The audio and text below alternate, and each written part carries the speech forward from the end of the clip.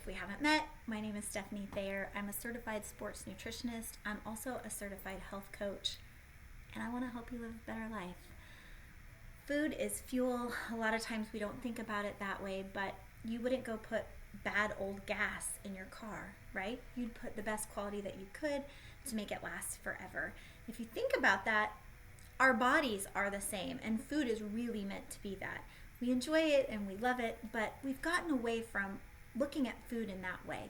So this is part 3 of a series about your nutritional food quality. So in the first one, we went through fruits and vegetables. In the second one, we mostly went through protein sources, so meats and then alternatives.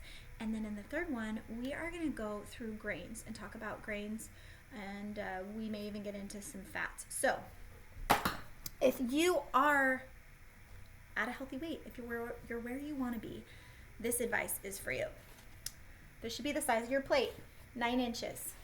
Go check the size of your dinner plate. Most people's dinner plates are 12 or 13. So that's the first thing, because it'll help you with portion control. Restaurants give you about 8 to 9 times the portion that you actually need. And I work with many people that think they're eating healthy when they are, but they're having too much of it, and they don't recognize that they're having too much of it. So that size of your plate will help you a lot. Okay, grains. Oh, the plate. You want a quarter fruit, quarter veggie, quarter grain, quarter protein.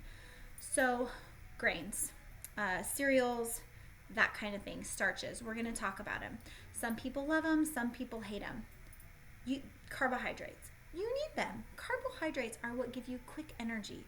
They are essential to your life. And keto diet or Atkins, or it's been changed around to a million things, actually says no carbohydrates or almost no, and it pushes you into an extreme state of ketosis, which means you're taking fat and protein and you're basically reverse breaking it down to make it into a usable carbohydrate.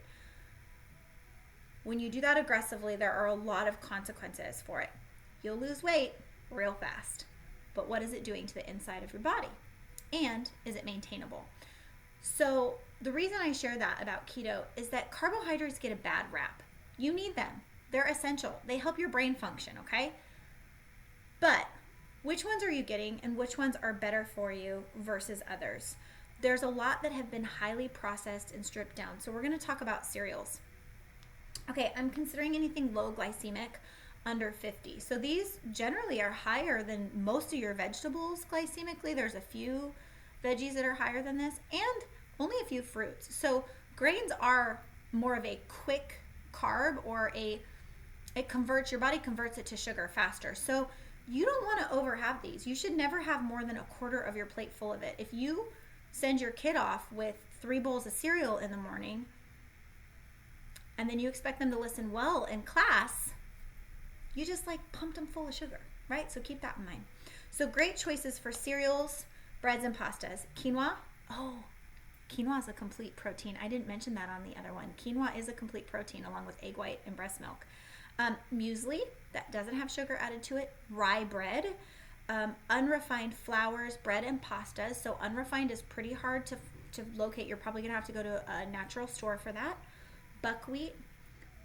Whole grain pasta. Most pastas that you get are not whole grain. Sprouted grain pasta or sprouted grain bread, which is my personal favorite. Bran cereals and sourdough bread. So sourdough is a fermented, and so it actually is a natural probiotic. It's a great choice. So in our house, for example, the only breads that we have are sourdough, or we do Dave's Killer Bread or Ezekiel. Those are sprouted grain. Okay, ones that you want to have sparingly. These are higher glycemic. Oatmeal. And that's from steel cut oats. You don't really want to have the quick oats if you can. Those are even higher. So steel cut oats, which take a little bit longer to cook, you can do them in the crock pot overnight. Semolina, which is cream of wheat normally, or cream of oat. Hamburger rolls, couscous, most of the cereals on the market, white bread, bagels, dinner rolls, crackers. So pretty much everything I listed from hamburger roll on, your body processes as a higher sugar than actual table sugar. So those white breads, those white pastas, they're so bad for you. They're cheap. It's what our government subsidizes. but they're not doing you any favors, you guys. So I highly recommend starting to substitute out one for another. Our family personally, the boys will have whole wheat pasta, but I usually have spaghetti squash, or I really like heart of palm noodles, which you can find. So there's a lot of good things that you can find out there, because I know that that bowl of pasta isn't going to do me any good. I know, I hate to tell you that. Okay, good like commercial cereals that you'll see, All Bran is pretty much the only one. It's a glycemic index of 34. Most of the other stuff you see out there is really high, like instant oatmeal's an 82, table sugar's like a 60. Frosted Flakes, Special K, Fruit Loops, Raisin Bran, Bran Flakes, Rice Krispies, Captain Crunch. Look at how much sugar has been added to them. And they do advertising. Like it'll say, oh, all of your vitamins and all of this. They're so not good for you, you guys. Okay, pastas, potatoes, and rices. Good choices. So wild rice is a great choice. Brown rice is a great choice. Sprouted rice. So that's when it starts to come out of the husk. You can find those at nutritional stores. Those are the ones I prefer. Whole wheat spaghetti or other noodles. Basmati rice is a good choice. Yams and sweet potato. So when I'm training for events where I need more carbohydrates, I have a lot of sweet potato and brown rice. It's just easy. It's pretty delicious. Okay, higher ones that you want to have sparingly, or earlier in the day, or when you're going to be really active, right? Because these are truly converting to sugar in your body. White pasta, which I don't recommend at all. Potatoes with the skin on. You don't get to take the skin off. The skin has all the vitamins and minerals, you guys. Eat the skin.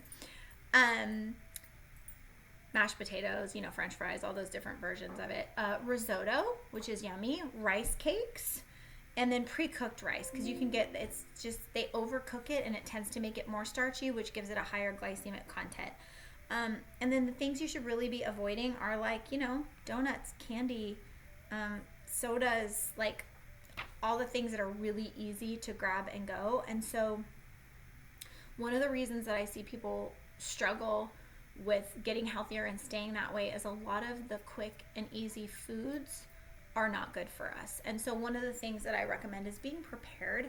Chop up your veggies, have them in the fridge, pre-batch a meat for the week, or the brown rice for the week, that kind of thing. It's not that much time, but you have to be intentional with it. With that said, these are all general guides. I didn't get any of this when I was in school. I kind of learned it over time. I had gained weight. I already had my sports nutrition certification. I knew all the facts. And I was having a hard time. I needed a coach. There's something really valuable about someone else looking into what you're doing, helping to guide you, helping to adjust as needed. I love doing that for people. And you guys, yes, the food matters, but it's even more important how we respond to our environment, our stressors, others, that kind of thing. That's where you could use me. So I'd love for you to connect with me. I love an opportunity to see if I can help you. In my comments, there's a free health assessment link. You can connect with all my other social medias. I share a lot of free content here. I hope that it is a blessing to you.